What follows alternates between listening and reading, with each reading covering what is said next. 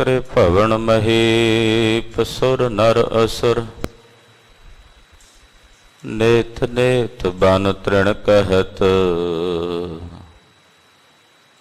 तव सर्व नाम कथय कवन।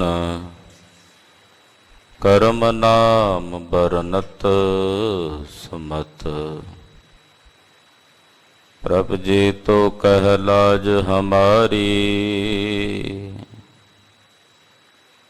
नीलकंठ नर हर नारायण। नील बसन बनवारी, परम पुरख परमेश्वर स्वामी। पावन पवन आहारी, माधव महाजोत मद मर्दन। मान मुकंद मुरारी, निर्विकार निर्जुर निंद्रा बिन। निर्भिख नरक निवारी, कृपा सिंधु काल त्रयदर्शी। कुकरित पर नासनकारी, धन रूपान त्रितमान। तरा तर अन बेकार अस तारी। हो मत मंद चरण शरणागत,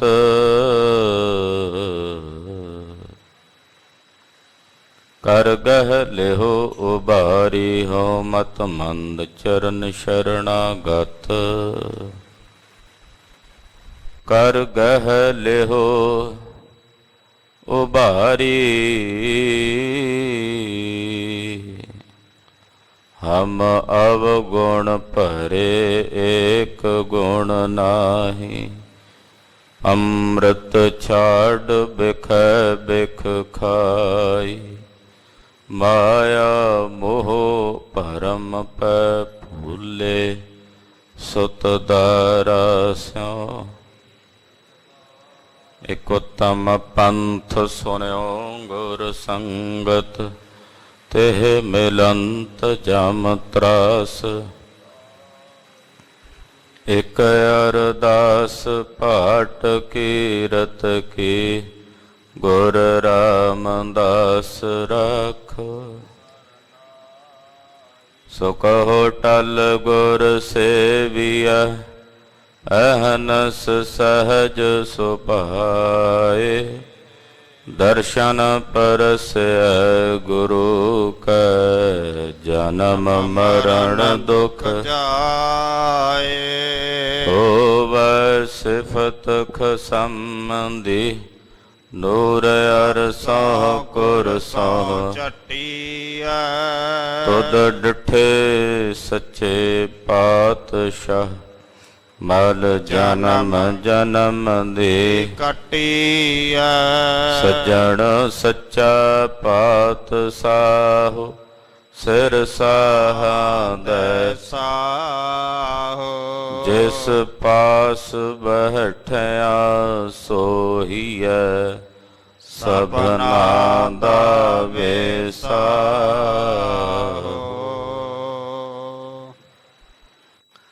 सतनाम श्री वाहिगुरु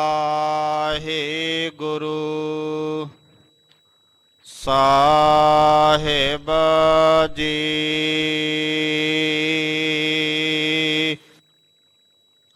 श्लोक महला पंजवा।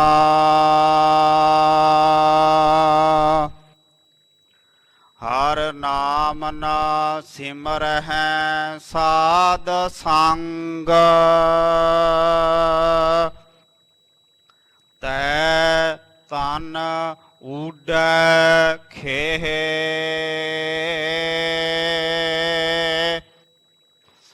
जिन कीते तिसै ना जान आई,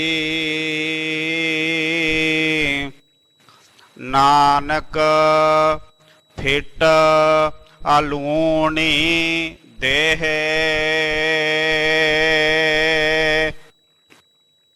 ਹਰ ਨਾਮ ਨਾ ਸਿਮਰਹਿ ਸਾਧ ਸੰਗ,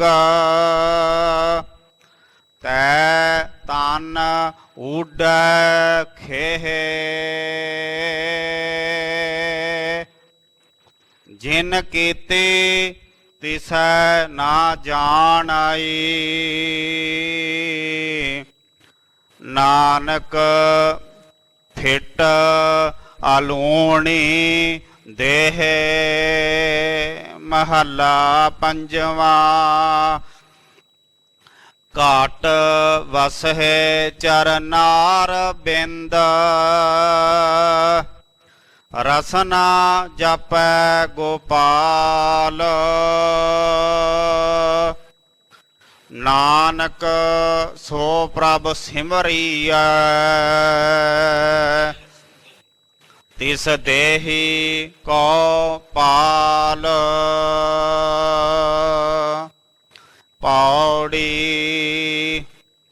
ਆਪੇ 68 ਤੀਰਥ ਕਰਤਾ, ਆਪ ਕਰੇ ਇਸ਼ਨਾਨ। ਆਪੇ ਸੰਜਮ ਵਰਤੈ ਸੁਆਮੀ, ਆਪ ਜਪਾਏ ਹੈ ਨਾਮ। ਆਪ ਦਇਆਲ ਹੋਏ ਭਉ ਖੰਡਨ, ਆਪ ਕਰੈ ਸਭ ਦਾਨ। ਜਿਸਨੂੰ ਗੁਰਮੁਖ ਆਪ 부ਝਾਏ, ਸੋ ਸਦ ਹੀ ਦਰਗਹਿ ਪਾਏ ਮਾਨ। ਜਿਸ ਦੀ ਪੈਜ ਰੱਖੈ ਹਰ ਸੁਆਮੀ,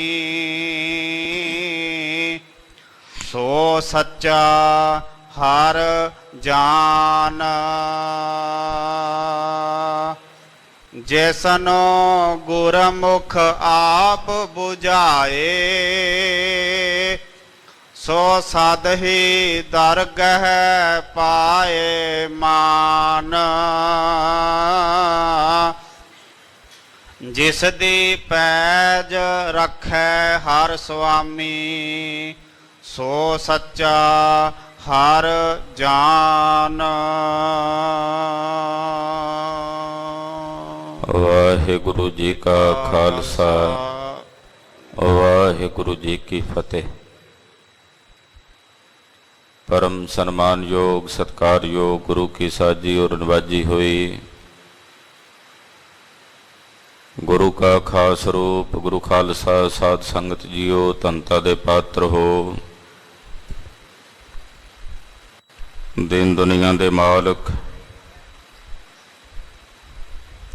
धन गुरु ग्रंथ साहिब जी महाराज जी की पवित्र हजूरी च हाजरियां भर के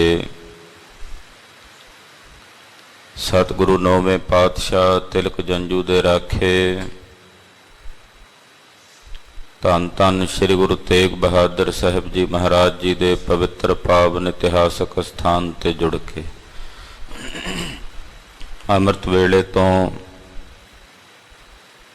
अपना समा सफला बना रहे हैं। श्री आसा जी दी वार दे शब्द कीर्तन रागी ਸਿੰਘਾਂ ਦੀ ਰਸਨਾ ਤੋਂ ਆਪ ਜੀ ਨੇ ਸਰਵਣ ਕੀਤੇ ਹਨ। ਪਾਵਨ ਸ੍ਰੀ ਮੁਖਵਾਕ ਸਤਿਗੁਰੂ ਗਰੀਬ ਨਵਾਜ ਪਾਤਸ਼ਾਹ ਨੇ ਸਾਨੂੰ ਬਖਸ਼ਿਸ਼ ਕੀਤੇ ਹਨ ਗੋਜਰੀ ਦੀ ਵਾਰ ਚੋਂ। ਆਓ ਕੁਝ ਸਮੇਂ ਲਈ ਸੁਰਤੀਆਂ ਬਿਰਤੀਆਂ ਨੂੰ ਇਕਾਗਰ ਕਰੀਏ, गुर शब्द का रस माणीए। सतगुरां दे शब्द का रस आत्म रस है। जदों सतगुरां दे शब्द का रस माणीए तो समझ लेना ये आत्मा का रस माण रहे हाँ। और आत्म रस जिहड़े माणदे हन सतगुरु जी ने उन्हां नूं ही खालसा लिखिया। ਆਤਮ ਰਸ ਜੋ ਜਾਣਹੀ ਸੋ ਹੈ ਖਾਲਸ ਦੇਵ। ਜਿਹੜਾ ਆਤਮਾ ਦਾ ਰਸ ਜਾਣਦਾ ਹੈ ਉਹ ਖਾਲਸਾ ਹੈ। ਆਤਮ ਰਸ ਜਿਹ ਜਾਣਿਆ ਹਰ ਰੰਗ ਸਹਿਜੇ ਮਾਣ।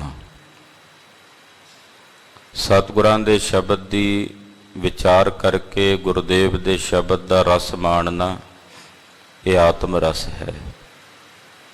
ਆਓ ਗੁਰੂ ਚਰਨਾਂ ਨਾਲ ਜੁੜੀਏ। ਧੰਨ ਗੁਰੂ ਅਰਜਨ ਦੇਵ ਸਾਹਿਬ ਪੰਜਵੇਂ ਪਾਤਸ਼ਾਹ ਫਰਮਾ ਰਹੇ ਹਨ, ਗੁਰਦੇਵ ਦੇ ਅੰਮ੍ਰਿਤ ਬਚਨ ਨੇ। ਸਰਵਣ ਕਰਨ ਤੋਂ ਪਹਿਲਾਂ ਆਖੀਏ ਜੀ ਸਤਨਾਮ ਸ਼੍ਰੀ ਵਾਹਿਗੁਰੂ ਸਾਹਿਬ ਜੀ। ਸਤਨਾਮ ਸ਼੍ਰੀ ਵਾਹਿਗੁਰੂ ਸਾਹਿਬ ਜੀ। ਸਤਨਾਮ ਸ੍ਰੀ ਵਾਹਿਗੁਰੂ ਸਾਹਿਬ ਜੀ। ਸ਼ਲੋਕ ਮਹੱਲਾ ਪੰਜਵਾਂ। ਸ਼ਲੋਕ ਪੰਜਵੇਂ ਪਾਤਸ਼ਾਹ ਧੰਨ ਗੁਰੂ ਅਰਜਨ ਦੇਵ ਸਾਹਿਬ ਜੀ ਉਚਾਰਨ ਕਰ ਰਹੇ ਹਨ। ਸ਼ਲੋਕ ਛੰਦ ਦਾ ਇੱਕ ਪ੍ਰਕਾਰ ਹੈ। ਗੁਰਬਾਣੀ ਵਿੱਚ ਸਤਿਗੁਰਾਂ ਨੇ ਬੜੀ ਸੁੰਦਰ ਛੰਦ ਰਚਨਾ ਰਚੀ ਹੈ। ਵਾਰਾਂ ਜੋ ਸਤਿਗੁਰੂ ਜੀ ਨੇ ਲਿਖੀਆਂ ਨੇ ਉਹ ਸ਼ਲੋਕ ਤੇ ਪੌੜੀਆਂ ਦਾ ਸੁਮੇਲ ਹਨ।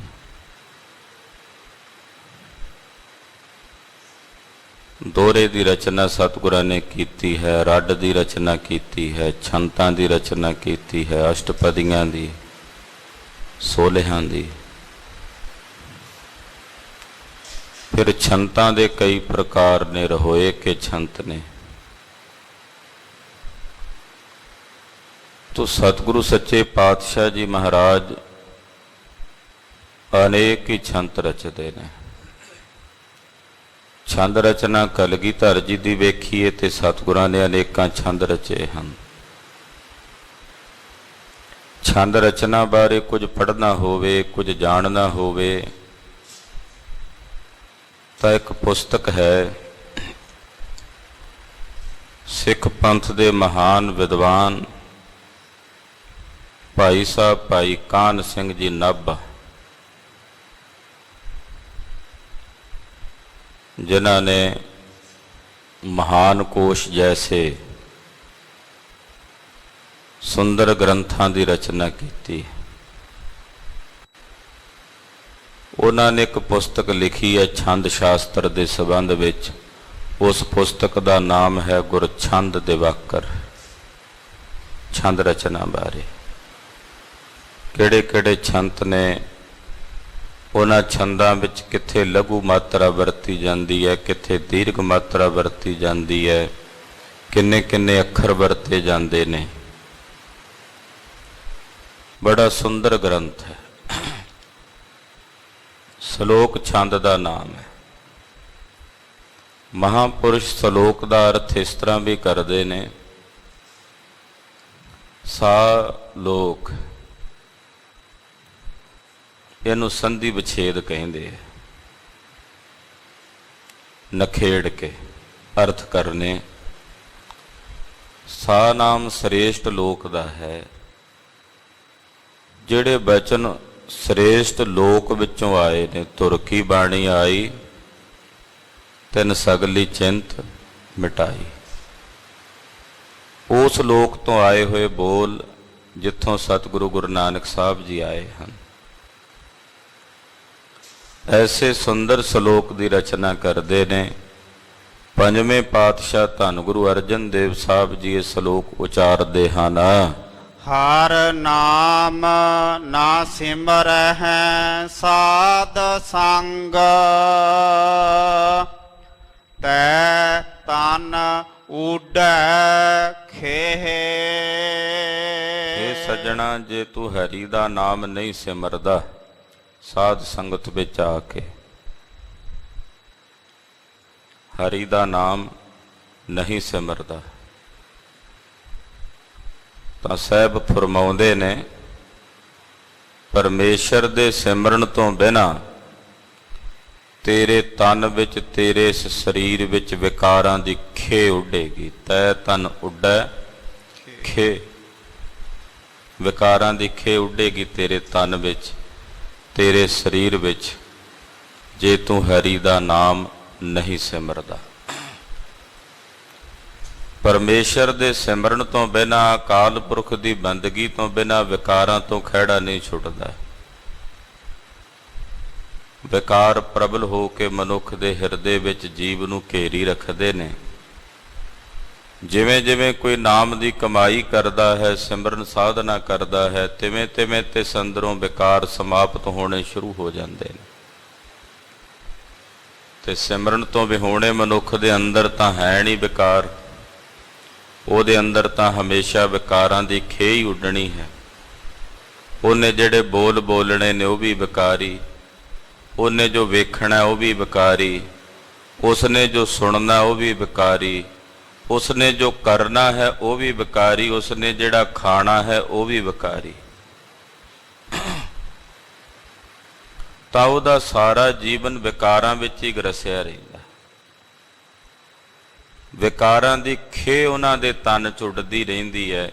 ਮਹਾਰਾਜ ਜੀ ਕਹਿੰਦੇ ਜਿਹੜੇ ਹਰੀ ਦਾ ਨਾਮ ਨਹੀਂ ਸਿਮਰਦੇ, ਪਰਮੇਸ਼ਰ ਦਾ ਭਜਨ ਨਹੀਂ ਕਰਦੇ, ਪ੍ਰਭੂ ਦਾ ਸਿਮਰਨ ਕਰਨ ਵਾਲਿਆਂ ਦੇ ਹਿਰਦਿਆਂ ਵਿੱਚ ਸਤ ਸੰਤੋਖ ਆਦਿਕ ਸ਼ੁਭ ਗੁਣ ਨਿਵਾਸ ਕਰਦੇ ਨੇ, ਉਹ ਸ਼ੁਭ ਗੁਣਾਂ ਦੇ ਸਹਿਤ ਸੰਪੰਨ ਹੋ ਜਾਂਦੇ ਹਨ। ਹਾਂਜੀ। ਜਿਨ ਕੀਤੀ ਤਿਸੈ ਨਾ ਜਾਣਾਏ, ਨਾਨਕ ਫਿਟ ਅਲੂਣੀ ਦੇਹ। ਇਹ ਦੇਹ ਦੀ ਰਚਨਾ ਅਕਾਲ ਪੁਰਖ ਪਰਮੇਸ਼ਰ ਦੀ ਰਚੀ ਹੋਈ ਅਦਭੁਤ ਰਚਨਾ ਹੈ।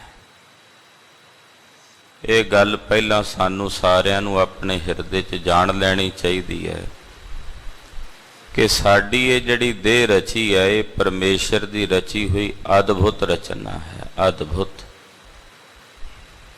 ਇਹਦੇ 'ਚ ਜੋ ਜੋ ਪਰਮੇਸ਼ਰ ਨੇ ਰਚਿਆ, ਅਦਭੁਤ ਰਚਿਆ। ਸਾਇੰਸ ਨੇ ਬਹੁਤ ਕੁਝ ਕਰ ਲਿਆ, ਬਹੁਤ ਕੁਝ ਬਣਾ ਲਿਆ, ਪਰ ਇਹ ਸਾਇੰਸ ਇਤਨੀ ਸક્ષਮ ਨਹੀਂ ਹੋਈ ਕਿ ਸਰੀਰ ਦੀ ਰਚਨਾ ਕਰ ਸਕੇ। ਮਨੁੱਖੀ ਸਰੀਰ ਦੀ ਰਚਨਾ ਦੀ ਘਾੜਤ ਅਕਾਲ ਪੁਰਖ ਪਰਮੇਸ਼ਰ ਦੀ ਰਚੀ ਹੋਈ ਅਦਭੁਤ ਘਾੜਤ ਹੈ। ਪਰ ਪਰਮੇਸ਼ਰ ਦੀ ਇਸ ਰਚੀ ਹੋਈ ਰਚਨਾ ਨੂੰ ਜਾਣ ਕੇ ਮਨੁੱਖ ਇਹ ਨਹੀਂ ਜਾਣਦਾ ਕਿ ਇਹ ਅਕਾਲ ਪੁਰਖ ਦੀ ਰਚੀ ਹੈ। ਇਹ ਸ੍ਰਿਸ਼ਟੀ, ਇਹ ਸਰੀਰ ਪਰਮੇਸ਼ਰ ਦਾ ਰਚਿਆ ਹੋਇਆ। ਰੰਚਕ ਰੇਤ ਖੇਤ ਤਨ ਨਿਰਮਤ, ਦੁਰਲਭ ਦੇਹ ਸਵਾਰ ਧਰੀ। ਇਹ ਦੁਰਲਭ ਦੇਹ ਹੈ, ਇਹ ਦੁਰਲਭ ਕਾਇਆ ਹੈ। ਔਰ ਸਾਇੰਸ ਵੀ ਹੈਰਾਨ ਹੁੰਦੀ ਹੈ, ਡਾਕਟਰ ਵੀ ਹੈਰਾਨ ਹੁੰਦੇ ਹੈ ਜਦੋਂ ਇਸ ਦੇਹ ਨੂੰ ਚੀਰ ਫਾੜ ਕਰਕੇ ਵੇਖਦੇ ਆ ਵੀ ਇਹਦੇ 'ਚ ਕੀ ਕੀ ਹੈ, ਕਿਹੜੀ ਕਿਹੜੀ ਸ਼ੈ ਕਿਵੇਂ ਕਰਮ ਕਰ ਰਹੀ ਹੈ, ਕਿਰਿਆ ਕਰ ਰਹੀ ਹੈ। ਉਹ ਵੀ ਅਦਭੁਤ ਹੋ ਜਾਂਦੇ ਆ, ਹੈਰਾਨ ਹੋ ਜਾਂਦੇ, ਵਿਸਮਾਦ 'ਚ ਚਲੇ ਜਾਂਦੇ। ਤੋ ਨਿਰੰਕਾਰ ਪਾਰ ਬ੍ਰਹਮ ਪਰਮੇਸ਼ਰ ਵਿਧਾਤੇ ਨੇ ਇੱਕ ਹੱਡੀ ਸਾਡੇ ਹੱਥ ਦੀ ਹੈ। ਹੱਥ ਦੀ ਇਹ ਹੱਡੀ ਸੁਣ ਤਾਂ ਨਹੀਂ ਸਕਦੀ। ਜਿਹੜੇ ਮਟੀਰੀਅਲ ਦੀ ਹੱਡੀ ਇਹ ਹੱਥ ਦੀ ਬਣੀ ਹੈ, ਉਸੇ ਮਟੀਰੀਅਲ ਦੀ ਹੱਡੀ ਸਾਡੇ ਕੰਨ ਦੀ ਬਣੀ ਹੋਈ। ਪਰ ਹੈਰਾਨੀ ਹੈ, ਕੰਨ ਦੀ ਹੱਡੀ ਸੁਣਦੀ ਹੈ। ਕੰਨ ਵਿੱਚ ਜਿਹੜੀ ਸਾਡੇ ਸੁਣਨ ਸ਼ਕਤੀ ਹੈ, ਉਹ ਕੰਨ 'ਚ ਇੱਕ ਹੱਡੀ ਹੈ ਜੋ ਸੁਣਦੀ ਹੈ ਕੰਪਨ ਨੂੰ, ਆਵਾਜ਼ ਨੂੰ। ਤੇ ਆਹ ਸਰੀਰ ਦੀਆਂ ਬਾਕੀ ਹੱਡੀਆਂ ਸੁਣਦੀਆਂ ਨਹੀਂ। ਕਿ ਇਹ ਪਰਮਾਤਮਾ ਦੀ ਅਦਭੁਤ ਰਚਨਾ ਨਹੀਂ? ਅੱਖਾਂ ਵੀ ਚਮੜੀ ਦੀਆਂ ਬਣੀਆਂ ਨੇ, ਇਹ ਵੀ ਇੱਕ ਪ੍ਰਕਾਰ ਦੀ ਚਮੜੀ ਹੈ, ਸਕਿਨ ਹੈ। ਹੱਥ ਦੇ ਉੱਤੇ ਲੱਗੀ ਹੋਈ ਸਰੀਰ ਤੇ ਬਾਕੀ ਲੱਗੀ ਹੋਈ ਚਮੜੀ ਵੇਖ ਨਹੀਂ ਸਕਦੀ, ਤੇ ਅੱਖਾਂ ਦੇ ਵਿੱਚ ਜਿਹੜੀ ਇਹ ਚਮੜੀ ਪਰਮੇਸ਼ਰ ਨੇ ਬਣਾਈ ਹੈ, ਇਹਦੇ 'ਚ ਵੇਖਣ ਦੀ ਸ਼ਕਤੀ ਪੈਦਾ ਕੀਤੀ ਹੋਈ ਹੈ। ਇਹ ਅਦਭੁਤ ਰਚਨਾ ਨਹੀਂ ਤਾਂ ਕੀ? ਇਹ ਨਿਰੰਕਾਰ ਵਿਧਾਤੇ ਦੀ ਅਦਭੁਤ ਰਚਨਾ ਨਹੀਂ? ਕਿਤਨਾ ਕੁਝ ਹੋ ਰਿਹਾ ਹੈ ਇਸ ਕਾਇਆ ਵਿੱਚ, ਸਰੀਰ ਵਿੱਚ। ਪਲ ਪਲ ਕਰਕੇ, ਸਕਿੰਟ ਸਕਿੰਟ ਕਰਕੇ ਹਜ਼ਾਰਾਂ ਹੀ ਅਣੂ ਇਸ ਸਰੀਰ 'ਚ ਪੈਦਾ ਹੁੰਦੇ ਆ, ਬਿਨਸਦੇ ਆ, ਫਿਰ ਬਣਦੇ ਆ, ਫਿਰ ਬਿਨਸਦੇ ਆ। ਕਿਤਨੀ ਰਚਨਾ ਇਹ ਆਪਣੇ ਆਪ ਹੀ ਚੱਲ ਰਹੀ ਹੈ ਨਾ। ਇਹ ਅੱਖਾਂ ਦੀਆਂ ਪਲਕਾਂ ਨੂੰ ਕੌਣ ਟ੍ਰੇਨਿੰਗ ਦੇ ਕੇ ਕਹਿ ਰਿਹਾ ਹੈ ਕਿ ਇੱਕਦਮ ਹਵਾ ਆਉਣ ਲੱਗੇ ਤੇ ਆਪਣੇ ਆਪ ਝੁਕ ਜਾਂਦੀਆਂ ਨੇ? ਇਹਨੂੰ ਆਪਣੇ ਆਪ ਪਤਾ ਲੱਗ ਜਾਂਦਾ ਹੈ ਕਿ ਹੁਣ ਕੁਝ ਮਿੱਟੀ ਘੱਟਾ ਅੱਖ 'ਚ ਪੈਣ ਵਾਲਾ, ਅੱਖ ਬੰਦ ਹੋ ਜਾਂਦੀ। ਆਪਣੇ ਆਪ ਪਲਕਾਂ ਫਰਕ ਰਹੀਆਂ ਨੇ। ਇਹ ਸਭ ਕੁਝ ਅਦਭੁਤ ਰਚਨਾ ਨਹੀਂ ਪਰਮੇਸ਼ਰ ਦੀ ਤਾਂ ਹੋਰ ਕੀ ਹੈ?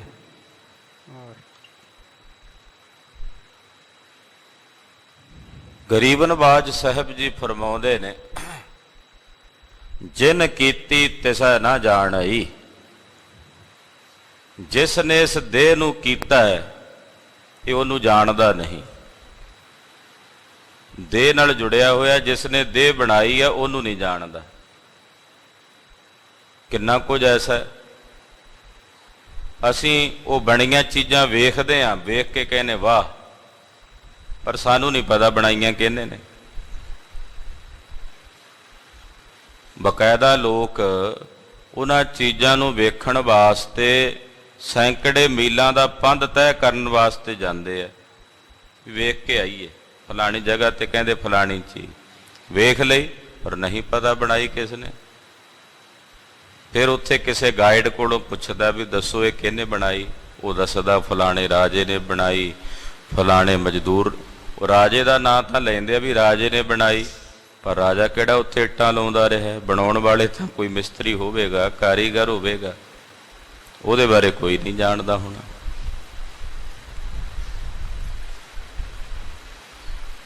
ਅਸੀਂ ਬਣੀ ਹੋਈ ਵਸਤੂ ਨਾਲ ਜੁੜ ਜਾਂਦੇ ਹਾਂ, ਬਣਾਈ ਹੈ ਕਿਸ ਨੇ ਉਹਦੇ ਬਾਰੇ ਨਹੀਂ ਜਾਣਦੇ। ਇਸੇ ਤਰ੍ਹਾਂ ਇਹ ਸਰੀਰ ਦੀ ਰਚਨਾ ਜਿਸ ਨੇ ਰਚੀ ਆ, ਅਸੀਂ ਉਹਨੂੰ ਨਹੀਂ ਜਾਣਦੇ। ਰਚੀ ਹੋਈ ਰਚਨਾ ਨਾਲ ਅਸੀਂ ਜੁੜ ਗਏ ਹਾਂ। ਇਹ ਸਰੀਰ ਮੇਰਾ ਹੈ, ਇਹ ਹੱਥ ਮੇਰੇ ਨੇ, ਪੈਰ ਮੇਰੇ ਨੇ, ਅੱਖਾਂ ਮੇਰੀਆਂ ਨੇ, ਇਹ ਨਾਸਕਾ ਮੇਰੀ, ਇਹ ਚਮੜੀ ਮੇਰੀ ਹੈ, ਇਹ ਹੱਡੀਆਂ ਮੇਰੀਆਂ ਨੇ। ਵੀ ਹੈ ਤਾਂ ਤੇਰਾ, ਤੂੰ ਕਹਿ ਰਿਹਾ, ਪਰ ਇਹ ਰਚੇ ਕਿਸ ਨੇ? ਇਹ ਬਣਾਏ ਕਿਸ ਨੇ? ਉਹਨੂੰ ਤੂੰ ਜਾਣਦਾ ਹੀ ਨਹੀਂ। ਜਿਹੜਾ ਇਸ ਸਰੀਰ ਦੀ ਰਚੀ ਹੋਈ ਰਚਨਾ ਨਾਲ ਜੁੜ ਗਿਆ ਤੇ ਜਿਸ ਨੇ ਬਣਾਇਆ ਉਹਨੂੰ ਨਹੀਂ ਜਾਣਿਆ, ਮਹਾਰਾਜ ਜੀ ਕਹਿੰਦੇ ਇਹੋ ਜੀ ਬੇਰਸੀ ਦੇਹ ਤੇ ਲਾਨਤ ਹੈ, ਫਿਟਕਾਰ ਹੈ। ਨਾਨਕ ਫਿੱਟ ਅਲੂਣੀ ਦੇ। ਫਿਰ ਤੇਰੀ ਇਹੋ ਜੀ ਦੁਰਲਭ ਦੇਹ ਵੀ ਕਿਸੇ ਕੰਮ ਦੀ ਨਹੀਂ। ਫਿਰ ਇਹ ਦੁਰਲਭ ਦੇਹ ਵੀ ਕਿਸੇ ਕੰਮ ਦੀ ਨਹੀਂ। ਜੇ ਜਿਸ ਨੇ ਰਚਿਆ ਉਹਨੂੰ ਜਾਣਿਆ ਹੀ ਨਹੀਂ, ਤੇ ਫਿਰ ਤੇਰੀ ਇਹ ਦੇਹ ਕਿਸ ਕੰਮ ਦੀ ਬਈ? जिस दी रची हुई ये काया इतनी अद्भुत है, वो आप कितना अद्भुत है, वो आप कितना विस्माद है, वो आप कितना आश्चर्य है, वो आप कितना वाह है, ਉਹਨੂੰ ਤੂੰ ਜਾਣਿਆ ਹੀ ਨਹੀਂ। ਤਾਂ ਮਹਾਰਾਜ ਜੀ ਫਰਮਾਉਂਦੇ ਤੇਰੀ ਇਹੋ ਜੀ ਦੇਹ, ਇਹਦੇ ਤੇ ਫਿਟਕਾਰ ਹੈ। ਇਹ ਲੂਣੀ ਦਾ ਮਤਲਬ ਜਿਹਦੇ 'ਚ ਕੋਈ ਰਸ ਹੀ ਨਹੀਂ। ਜਦੋਂ ਮਨੁੱਖੀ ਜੀਵਨ ਵਿੱਚ ਕੋਈ ਰਸ ਨਾ ਰਹੇ ਤੇ ਫਿਰ ਇਹਨੂੰ ਜੀਵਨ ਦਾ ਸਵਾਦ ਨਹੀਂ।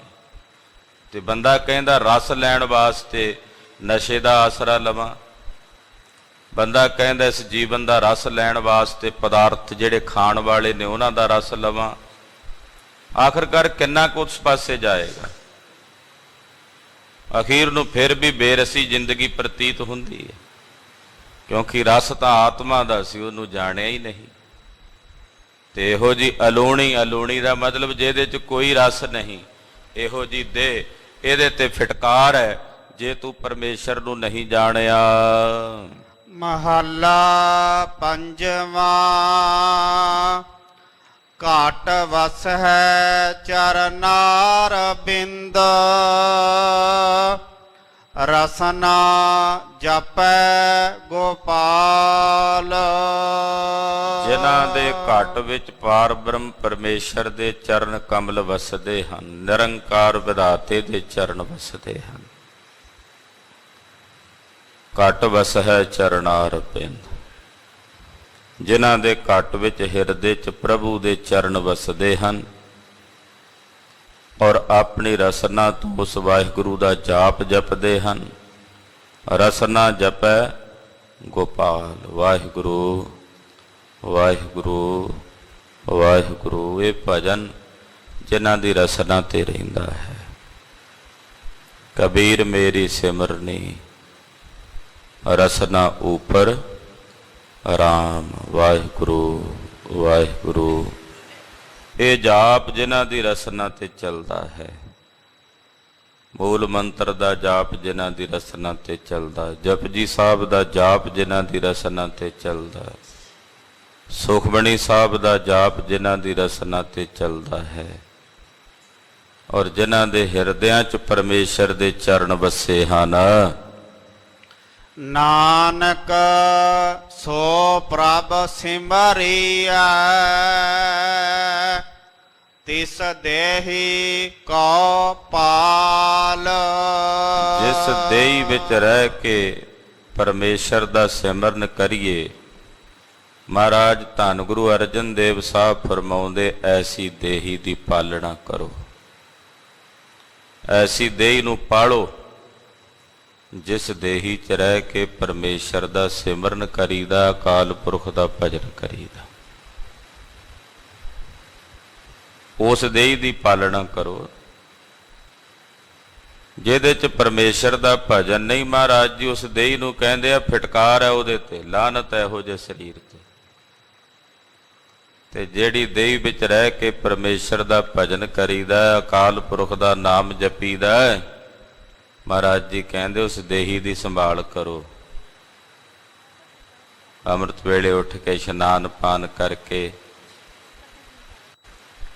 ਚੰਗਾ ਸ਼ੁੱਧ ਖਾਣਾ ਖਾਣਾ, ਭਲਾ ਖਾਣਾ ਖਾਣਾ, ਉਸ ਦੇਹੀ ਦੀ ਵੀ ਪਾਲਣਾ ਕਰੋ। ਇਹ ਨਹੀਂ ਵੀ ਜੋ ਆਵੇ ਉਸ ਕਾਇਆ ਦੇ ਵਿੱਚ ਸੁੱਟਣਾ ਹੈ। ਵੇਖਣਾ ਸ਼ੁੱਧ ਕਰੋ, ਸੁਣਨਾ ਸ਼ੁੱਧ ਕਰੋ, ਬੋਲਣਾ ਸ਼ੁੱਧ ਕਰੋ, ਇਹਨਾਂ ਹੱਥਾਂ ਨਾਲ ਕੰਮ ਕਰਨੇ ਸ਼ੁੱਧ ਕਰੋ, ਪੈਰਾਂ ਨਾਲ ਸ਼ੁੱਧ ਥਾਵਾਂ ਤੇ ਜਾਣ ਦਾ, ਧਰਮ ਸਥਾਨਾਂ ਤੇ ਸਤਿਪੁਰਸ਼ਾਂ ਕੋਲ ਜਾਣ ਵਾਸਤੇ ਇਹਨਾਂ ਦੀ ਵਰਤੋਂ ਕਰੋ। ਇਸ ਦੇਹੀ ਨੂੰ ਵੀ ਪਾਲੋ। ਹਾਂਜੀ। ਪੌੜੀ ਆਪੇ 68 ਤੀਰਥ ਕਰਤਾ, ਆਪ ਕਰੇ ਇਸ਼ਨਾਨ। ਧੰਨ ਗੁਰੂ ਅਰਜਨ ਦੇਵ ਸਾਹਿਬ ਫਰਮਾਉਂਦੇ ਨੇ ਕਿ ਪ੍ਰਮਾਤਮਾ ਆਪ ਹੀ 68 ਤੀਰਥ ਬਣਿਆ, ਫਿਰ ਉਹਨਾਂ 68 ਤੀਰਥਾਂ ਤੇ ਆਪ ਹੀ ਇਸ਼ਨਾਨ ਕਰ ਰਿਹਾ ਹੈ। ਜਿਹੜੇ ਇਸ਼ਨਾਨ ਕਰਨ ਵਾਲੇ ਨੇ ਉਹਨਾਂ ਵਿੱਚ ਵੀ ਤਾਂ ਉਸੇ ਦੀ ਚੇਤਨਾ ਹੈ, ਤੇ ਜਿਹੜੇ ਤੀਰਥ ਤੇ ਇਸ਼ਨਾਨ ਕੀਤਾ ਜਾ ਰਿਹਾ ਉਸ ਤੀਰਥ ਵਿੱਚ ਵੀ ਤਾਂ ਉਸੇ ਦੀ ਚੇਤਨਾ ਵਸਦਾ ਤਾਂ ਉਹੀ ਹੈ ਸਰਬ ਥਾਈਂ, ਉਹੀ ਤਾਂ ਵਸ ਰਿਹਾ ਸਰਬ ਥਾਈਂ, ਉਹੀ ਵਿਆਪਕ ਹੈ। ਇਹ ਬਿਰਤੀ ਬ੍ਰਹਮ ਬਿਰਤੀ ਹੈ, ਇਹਨੂੰ ਬ੍ਰਹਮਾਕਾਰ ਬਿਰਤੀ ਕਹਿੰਦੇ ਆ ਮਹਾਂਪੁਰਸ਼। ਸਾਡੀਆਂ ਬਿਰਤੀਆਂ ਅਨੇਕ ਪ੍ਰਕਾਰ ਦੀਆਂ ਨੇ। ਬਿਰਤੀ ਜਦੋਂ ਹਿਰਦੇ 'ਚ ਉੱਠਦੀ ਹੈ ਕਿਸੇ ਚੇਤਨ ਦੇ ਆਭਾਸ ਸਹਿਤ, ਤਾਂ ਨੇਤਰਾਂ ਦੁਆਰਾ ਨਿਕਲਦਿਆਂ ਅੱਗੇ ਤੱਕ ਜਾਂਦਿਆਂ ਜਾਂਦਿਆਂ ਕਈ ਰੂਪ ਤਬਦੀਲ ਕਰ ਜਾਂਦੀ ਹੈ, ਜਿਸ ਤੇ ਪੈਂਦੀ ਹੈ ਉਹੋ ਜਿਹਾ ਹੋ ਜਾਂਦੀ ਹੈ। ਇਹ ਬਿਰਤੀਆਂ ਦਾ ਵਹਿਣ ਹੈ। ਜਦੋਂ ਇਹੀ ਬਿਰਤੀ ਚੇਤਨ ਦੇ ਵਿੱਚ ਚਲੀ ਜਾਂਦੀ ਹੈ, ਆਪਣੇ ਨਿਜ ਰੂਪ ਨੂੰ, ਜਿਸ ਤੋਂ ਉਪਜਦੀ ਹੈ ਇਹ ਬਿਰਤੀ, ਜਿਸ ਚੇਤਨਾ ਦੇ ਆਸ਼ਰਿਤ ਉਪਜਦੀ ਹੈ, ਉਸ ਚੇਤਨ ਨੂੰ ਵਿਸ਼ੇ ਕਰਨ ਲੱਗ ਪਵੇ, ਫਿਰ ਬਿਰਤੀ ਬ੍ਰਹਮਾਕਾਰ ਹੋ ਜਾਂਦੀ ਹੈ। ਤੇ ਬ੍ਰਹਮਾਕਾਰ ਬਿਰਤੀ ਫਿਰ ਸਭ ਪਾਸੇ ਬ੍ਰਹਮ ਨੂੰ ਹੀ ਵੇਖਦੀ ਹੈ। ਪੰਡਤ ਨਿਸ਼ਚਲ ਦਾਸ ਜੀ ਹੋਏ, ਉਹਨਾਂ ਨੇ ਇੱਕ ਗ੍ਰੰਥ ਲਿਖਿਆ, ਉਸ ਗ੍ਰੰਥ ਦਾ ਨਾਮ ਹੈ ਬਿਰਤੀ ਪ੍ਰਭਾਕਰ। ਬੜੀਆਂ ਬੜੀਆਂ ਸੂਖਮ ਬਿਰਤੀਆਂ ਦਾ ਜ਼ਿਕਰ ਕਰਦੇ।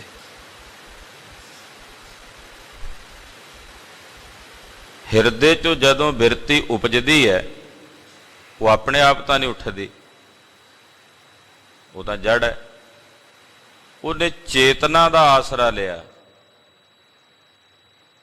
ਚੇਤਨ ਦੇ ਆਸ਼ਰਿਤ ਹੋ ਕੇ ਜਦੋਂ ਬਿਰਤੀ ਉੱਠੀ, ਅੱਖਾਂ ਦਾ ਜਰੀਆ ਸੀ, ਅੱਖਾਂ ਦਾ ਦਰਵਾਜ਼ਾ ਸੀ ਜਿਹਦੇ ਚੋਂ ਬਾਹਰ ਨਿਕਲੀ। ਸਾਹਮਣੇ ਜੋ ਵੇਖ ਰਹੇ ਆ ਉਹਦੇ ਤੇ ਪਈ। ਜਦੋਂ ਬਿਰਤੀ ਉਪਜਦੀ ਹੈ, ਉਸ ਨੂੰ ਕਹਿੰਦੇ ਆ ਕਰਤਾ। ਜਦੋਂ ਨੇਤਰਾਂ ਚੋਂ ਨਿਕਲ ਕੇ ਬਾਹਰ ਤੱਕ ਜਾ ਰਹੀ ਹੈ, ਉਸ ਨੂੰ ਕਹਿੰਦੇ ਨੇ ਕਿਰਿਆ। ਜਿਸ ਚੀਜ਼ ਨਾਲ ਮਿਲੀ ਜਾ ਕੇ, ਮੰਨ ਲਓ ਇਸ ਗੁਲਦਾਨ ਨੂੰ ਜਾ ਕੇ ਵੇਖਿਆ ਤੇ ਗੁਲਦਾਨ ਦਾ ਰੂਪ ਉਹਨੇ ਧਾਰਨ ਕਰ ਲਿਆ, ਪਤਾ ਲੱਗ ਗਿਆ ਅੰਦਰ ਸਿੱਧਾ ਵੀ ਇਹ ਗੁਲਦਸਤਾ ਪਿਆ। ਜਦੋਂ ਗੁਲਦਾਨ ਵਿੱਚ ਮਿਲ ਗਈ, ਉਹਨੂੰ ਕਹਿੰਦੇ ਨੇ ਕਰਮ। ਪਰ ਚੇਤਨਾ ਦੇ ਆਸ਼ਰਿਤ ਉਪਜੀ ਹੈ, ਇਸ ਕਰਕੇ ਉਹਨੂੰ ਕਹਿੰਦੇ ਨੇ ਪ੍ਰਮਾਤਾ। ਨਿਕਲ ਕੇ ਕਿਰਿਆ ਦੁਆਰਾ ਬਾਹਰ ਗਈ, ਇਸ ਕਰਕੇ ਉਹਨੂੰ ਕਹਿੰਦੇ ਨੇ ਪ੍ਰਮਾਣ। ਜਿਸ ਵਿੱਚ ਜਾ ਕੇ ਮਿਲੀ, ਚੇਤਨਾ ਦੇ ਆਸ਼ਰਿਤ ਹੋ ਕੇ ਹੀ ਮਿਲੀ, ਉਹਨੂੰ ਕਹਿੰਦੇ ਨੇ ਪਰਮੇ। ਹੁਣ ਜਦੋਂ ਤੱਕ ਤਾਂ ਇਹ ਬਾਹਰਲਾ ਕੁਝ ਵੇਖੇਗੀ, ਉਦੋਂ ਤੱਕ ਇਹ ਤ੍ਰਿਪਟੀ ਬਣੀ ਰਹੇਗੀ। ਪ੍ਰਮਾਣ ਪ੍ਰਮਾਤਾ ਭੇਦ ਪ੍ਰਮੇਦ ਦੀ, ਧਿਆਨ ਧਿਆਤਾ ਤੇ ਦੀ, ਕਰਤਾ ਕਰਮ ਕਿਰਿਆ ਦੀ, ਇਹ ਤ੍ਰਿਪਟੀ ਬਣੀ ਰਹੇਗੀ। ਇਹਨੂੰ ਤ੍ਰਿਕੁਟੀ ਕਹਿੰਦੇ ਆ। ਜਿਸ ਦਿਨ ਗੁਰੂ ਦੀ ਦਇਆ ਹੋ ਗਈ, ਭਰਮ ਦਾ ਪਰਦਾ ਦੂਰ ਹੋ ਗਿਆ, ਇੱਕ ਚੇਤਨ ਤੁਹਾਡੇ ਅੰਦਰ ਹੈ, ਬਾਹਰਲਾ ਸਰੀਰ ਦਿਸ ਰਿਹਾ ਪਰ ਉਹ ਚੇਤਨਾ ਤੁਹਾਡੇ ਅੰਦਰ ਨਹੀਂ ਦਿਸ ਰਹੀ। ਮੇਰੀ ਇਹ ਕਾਇਆ ਨੂੰ ਤੁਸੀਂ ਵੇਖ ਰਹੇ ਹੋ, ਇਹਦੇ ਅੰਦਰ ਜਿਹੜੀ ਚੇਤਨਾ ਉਹ ਤੁਹਾਨੂੰ ਨਹੀਂ ਦਿਸਦੀ, ਕੇਵਲ ਸਰੀਰ ਦਿਸ ਰਿਹਾ, ਕਿਉਂਕਿ ਤ੍ਰਿਕੁਟੀ ਬਣੀ ਹੋਈ ਹੈ। ਜਿਸ ਦਿਨ ਇੱਕ ਤ੍ਰਿਕੁਟੀ ਖਤਮ ਹੋਵੇਗੀ, ਫਿਰ ਚੇਤਨ ਚੇਤਨ ਨੂੰ ਵੇਖਣ ਲੱਗ ਜਾਏਗਾ। ਤੇ ਜਦੋਂ ਚੇਤਨ ਚੇਤਨ ਨੂੰ ਵੇਖੇਗਾ, ਉਹਨੂੰ ਕਹਿੰਦੇ ਨੇ ਬ੍ਰਹਮਾਕਾਰ ਬਿਰਤੀ। ਜਦੋਂ ਚੇਤਨ ਚੇਤਨ ਨੂੰ ਵੇਖਣ ਲੱਗ ਪਵੇ, ਚੇਤਨ ਚੇਤਨ ਨੂੰ ਵਿਸ਼ੇ ਕਰਨ ਲੱਗ ਪਵੇ, ਚੇਤਨ ਹੀ ਚੇਤਨ ਦਾ ਵਿਸ਼ੇ ਹੈ। ਤੋ ਬ੍ਰਹਮਾਕਾਰ ਬਿਰਤੀ ਨਾਲ ਜਦੋਂ ਵੇਖੋਗੇ, ਫਿਰ 68 ਤੀਰਥਾਂ ਵਿੱਚ ਵੀ ਉਹੀ ਹੈ। ਉਹਨਾਂ 68 ਤੀਰਥਾਂ ਵਿੱਚ ਇਸ਼ਨਾਨ ਕਰਨ ਵਾਲਾ ਇਸ਼ਨਾਨੀ ਵੀ ਉਹੀ ਹੈ, ਉਹਦੇ ਬਿਨਾਂ ਕੋਈ ਦੂਜਾ ਨਹੀਂ। ਖੁਸ਼ਕ ਵਿਦਾਂਤੀਆਂ ਨੇ ਇਹ ਗੱਲ ਤਾਂ ਕਹਿ ਦਿੱਤੀ ਵੀ ਮੈਂ ਬ੍ਰਹਮ ਹਾਂ, ਅਹੰ ਬ੍ਰਹਮਸਮੀ, ਮੈਂ ਬ੍ਰਹਮ ਹਾਂ। ਜਿਹੜੇ ਖੁਸ਼ਕ ਵਿਦਾਂਤੀ ਸੀ, ਉਹਨਾਂ ਨੇ ਇਹ ਗੱਲ ਕਹਿ ਦਿੱਤੀ ਮੈਂ ਬ੍ਰਹਮ ਹਾਂ। ਪਰ ਅੰਦਰ ਉਹ ਬ੍ਰਹਮਾਕਾਰ ਬਿਰਤੀ ਬਣੀ ਨਹੀਂ ਸੀ, ਕੇਵਲ ਜ਼ੁਬਾਨ ਤੋਂ ਕਿਹਾ ਬ੍ਰਹਮ। ਇਸ ਕਰਕੇ ਬਹੁਤ ਸਾਰੇ ਵਿਦਾਂਤੀ ਜਦੋਂ ਖੁਸ਼ਕ ਅਹੰ ਬ੍ਰਹਮਸਮੀ ਕਹਿਣ ਲੱਗ ਪਏ, ਤਾਂ ਉਹ ਭ੍ਰਸ਼ਟ ਹੋ ਗਏ, ਕਿਰਦਾਰ ਤੋਂ ਡਿੱਗ ਗਏ, ਕਰੈਕਟਰ ਤੋਂ ਡਿੱਗ ਗਏ ਵੀ ਅਸੀਂ ਤਾਂ ਬ੍ਰਹਮਾ, ਸਾਨੂੰ ਕਿਹੜਾ ਕੋਈ ਪਾਪ ਹੈ, ਜੋ ਮਰਜ਼ੀ ਕਰੋ। ਉੱਥੇ ਪ੍ਰਵਿਰਤ ਹੋ ਗਏ। ਪਰ ਜਿਨ੍ਹਾਂ ਤੇ ਗੁਰੂ ਦਾ ਤਰਸ ਵਰਤਦਾ, ਗੁਰੂ ਦੀ ਦਇਆ ਵਰਤਦੀ ਹੈ, ਉਹ ਕਹਿੰਦੇ ਆਪ ਹੀ ਉਹ 68 ਤੀਰਥਾਂ ਦੇ ਵਿੱਚ ਵਰਤ ਰਿਹਾ ਹੈ, ਔਰ ਉਹਨਾਂ ਵਿੱਚ ਇਸ਼ਨਾਨ ਕਰਨ ਵਾਲਾ ਇਸ਼ਨਾਨੀ ਬਣ ਕੇ ਵੀ ਉਹ ਆਪ ਹੀ ਵਰਤ ਰਿਹਾ ਹੈ। ਆਪੇ ਸੰਜਮ ਵਰਤੈ ਸੁਆਮੀ,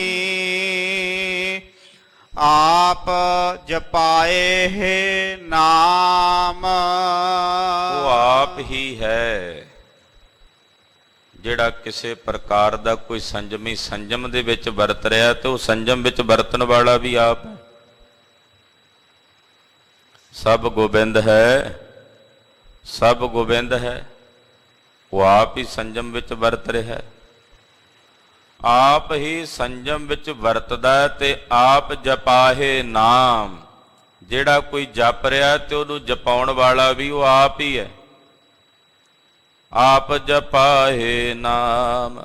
ਅਸੀਂ ਤਾਂ ਆਪਣੇ ਬਲ ਨਾਲ ਤਾਂ ਨਹੀਂ ਜਪ ਸਕਦੇ, ਜਦੋਂ ਜਪਾਉਂਦਾ ਉਹ ਵੀ ਉਹ ਆਪ ਹੀ ਜਪਾਉਂਦਾ। ਸਤਿਨਾਮ ਵਾਹਿਗੁਰੂ, ਸਤਿਨਾਮ ਵਾਹਿਗੁਰੂ, ਸਤਿਨਾਮ ਵਾਹਿਗੁਰੂ, ਸਤਿਨਾਮ ਵਾਹਿਗੁਰੂ।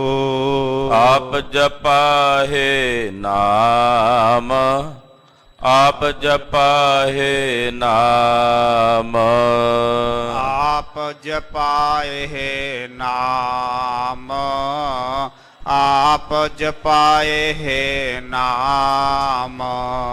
ਸਤਿਨਾਮ ਵਾਹਿਗੁਰੂ, ਸਤਿਨਾਮ ਵਾਹਿਗੁਰੂ, ਸਤਿਨਾਮ ਵਾਹਿਗੁਰੂ, ਸਤਿਨਾਮ ਵਾਹਿਗੁਰੂ। ਜਿਨ੍ਹਾਂ ਤੇ ਤਰਸ ਕਰਦਾ ਉਹਨਾਂ ਕੋਲੋਂ ਆਪਣਾ ਨਾਮ ਜਪਾਉਂਦਾ ਹੈ। ਆਪ ਦਇਆਲ ਹੋਏ ਪਉ ਖੰਡਨ, ਆਪ ਕਰੈ ਸਭ ਦਾਨ। ਆਪ ਦਿਆਲੂ ਹੋ ਕੇ ਦਇਆ ਦੇ ਘਰ ਵਿੱਚ ਆ ਕੇ ਜਿਨ੍ਹਾਂ ਤੇ ਦਇਆ ਕਰਦਾ ਹੈ ਉਹਨਾਂ ਦੇ ਡਰ ਦੂਰ ਕਰ ਦਿੰਦਾ। ਆਪ ਦਇਆਲ, ਦਇਆ ਕਰਕੇ ਭਉ ਖੰਡਨ,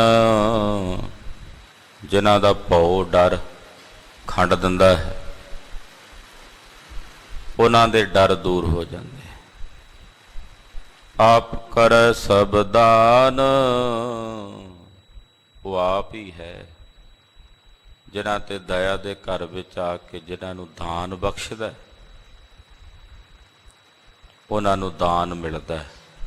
ਉਹ ਦਾਤਾ ਹੈ ਜਿਨ੍ਹਾਂ ਤੇ ਤਰਸ ਕਰਕੇ ਜਿਨ੍ਹਾਂ ਨੂੰ ਦਾਨ ਦਿੰਦਾ ਹੈ, ਉਹਨਾਂ ਨੂੰ ਦਾਨ ਪ੍ਰਾਪਤ ਹੁੰਦਾ ਹੈ। ਜਿਸਨੋ ਗੁਰਮੁਖ ਆਪ 부ਝਾਏ, ਸੋ ਸਦ ਹੀ ਦਰਗਹਿ ਪਾਏ ਮਾਨ।